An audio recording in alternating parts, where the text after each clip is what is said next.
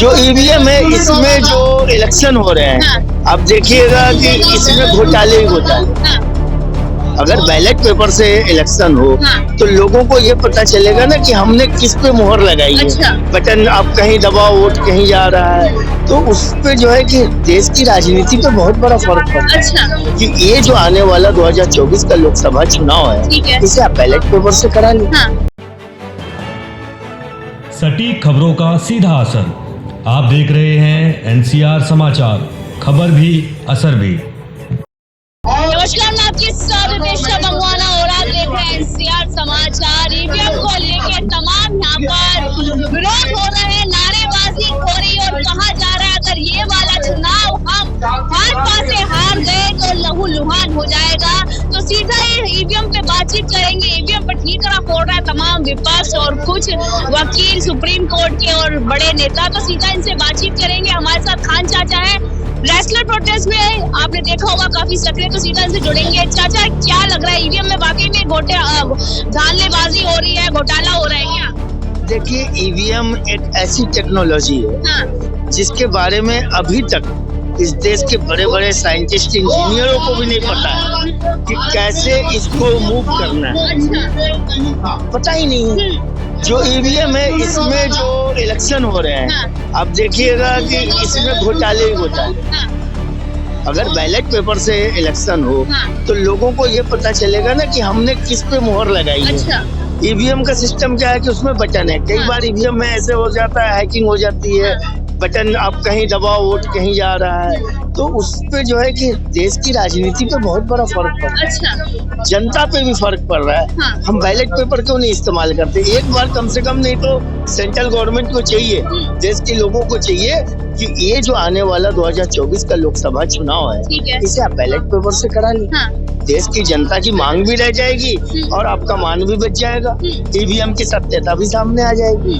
तो जनता इतनी कंफ्यूज क्यों है? जनता पहले कहती ईवीएम से चुनाव कराओ, जब भाजपा नहीं थी ईवीएम से चुनाव कराए जा रहे थे, अब भाजपा है तो कह रहे बैलेट पेपर लाओ। तो जनता ही क्यों इसमें पिस रही है? जनता ही क्यों सड़कों पे उतर रही है? देखिए, सब कुछ जनता को ही भुगतना है, किसी को भुगतना नहीं है। आज जनता अपने आप को जो है ना कि हम क्या हैं, वो नहीं समझ पा रही कि हम एक नागरिक है। जनता नहीं, हम नागरिक हैं। नागरिक के बाद जब हम प्रजा बन जाते हैं तो उसी धारा में बहने लगते हैं जिस धारा में सत्ताधीश सरकार हमको बहाती है। तो हमें ये समझना पड़ेगा कि हमारा जो अधिकार है, हमारी जो मांग है, हमारी मांग यही है कि बैलेट पेपर से इलेक्शन कराया जाए।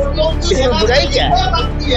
इसमें बुराई क्या है? समय भी चाहिए, एक प्रोसेस होता है पूरा, एक उसके लिए समय चाहिए। और चुनाव में, लोकसभा चुनाव में काफी कम वक्त बचा है, कैसे हो पाएगा ये?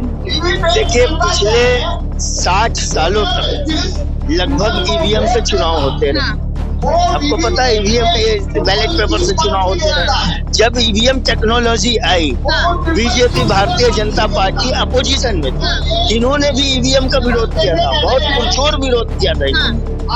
लेकिन आज यही ईवीएम जो है कहीं कहीं सरकारों को इस तरीके से बदल देती है। उस वक्त सत्ता पक्ष ने सुना था, जो उस टाइम पर सरकार थी, सुना था या नहीं?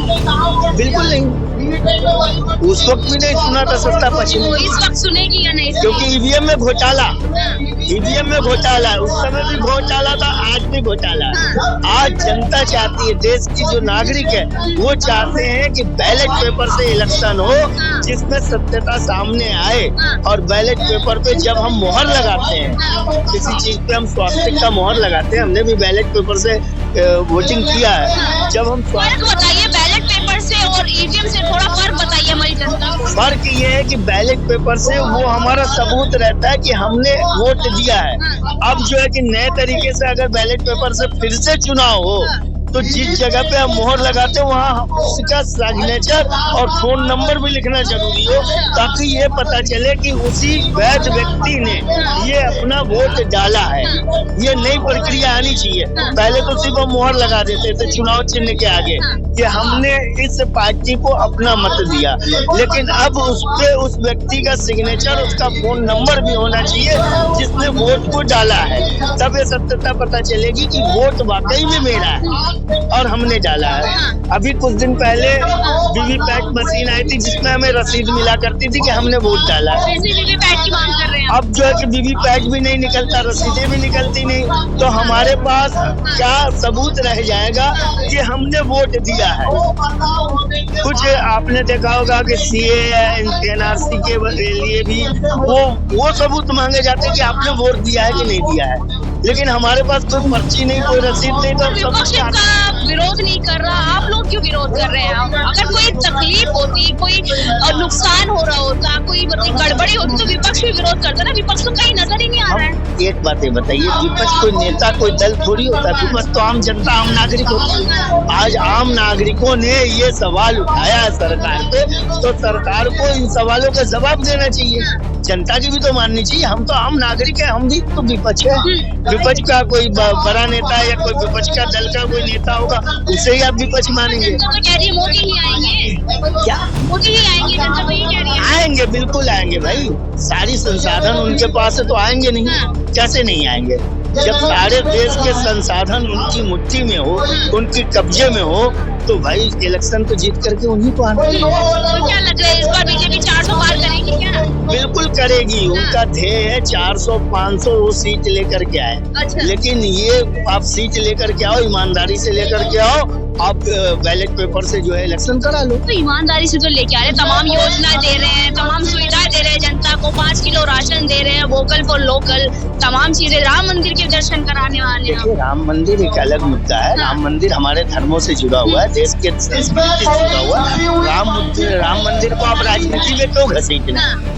राम जी को आप राजनीति में क्यों घसीट रहे हैं? तो विपक्ष भी तो घसीट रहा है ना, विपक्ष क्यों नहीं जा रहा? कभी कह रहे मल्लिकार्जुन जाएंगे या नहीं जाएंगे, सवाल बना हुआ है। श्रद्धा का जहाँ मामला है, जहाँ श्रद्धा तो व्यक्ति का अपना होता है, उसके अपने आप में श्रद्धा होती है। जिसकी श्रद्धा होगी वो जाएगा, जिसकी श्रद्धा होगी वो आज नहीं कल जाएगा, कल नहीं परसों जाएगा। देर सवेर प्रत्येक व्यक्ति को जाना है, कोई अछूता नहीं रहेगा देश का जो राम मंदिर के दर्शन न करे। भले ही वो दूर से भी देखता जाएगा तो राम मंदिर के दर्शन कर ही लेगा। ये बात नहीं है कि हम नहीं जाएंगे, ये अहंकार इस देश में किसी का चलने वाला नहीं कि हम नहीं जाएंगे, जाएगा सब कुछ, जाएगा सब कुछ। लेकिन सवाल यही है कि सरकार को सारे कार्य ईमानदारी से करना चाहिए। आपने देखा अभी कुछ दिन पहले एक बहुत बड़ा मुद्दा उठा था, ये बॉन्ड का, इलेक्ट्रोल बॉन्ड का, ये सबसे बड़ा मुद्दा है।